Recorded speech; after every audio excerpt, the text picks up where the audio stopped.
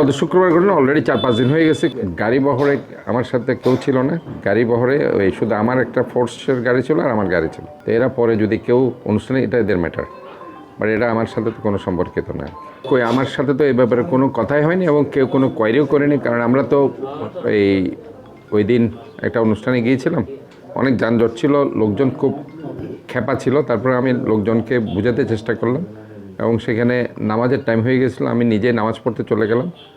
তো আমার গাড়ি এবং আমার একটা গাড়ি ছিল, সাথে এই ফোর্স ছিল, তারা তো অটোমেটিক্যালি যেহেতু আমি নামাজের জন্য দাঁড়িয়ে গিয়েছি ওইখানে তো আলটিমেটলি গিয়ে তারা 15-20 মিনিট পর তারা সেখান থেকে এসছে।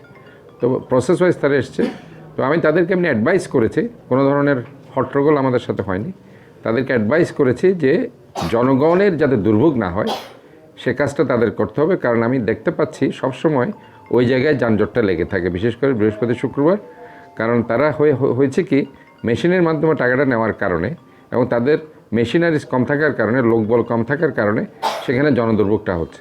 তো আমি ইজারাদারকে পাইনি, ইজারাদারকে আমি রিকোয়েস্ট করেছি তাদেরকে বলার জন্য যে অবশ্যই যাতে এই বৃহস্পতি শুক্রবার জনগণের দুর্ভোগ লাগানোর জন্য তারা যাতে ম্যানুয়ালি টাকাটা নেয়।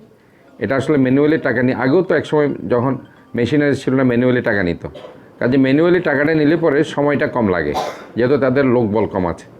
তো এই জিনিসটা আমি তাদের বলেছি, বাকি 5 দিন ধরা হলে তারা মেশিনে টাকা নিই, দ্যাটস অল। এবং সেখানে অ্যাজ ওয়েল এজ আমি টাকা দিয়ে কিন্তু আমি তাদের সেখানে গিয়েছি, আমি কখনো টাকা না দিয়ে কখনো যাইনি আর কি।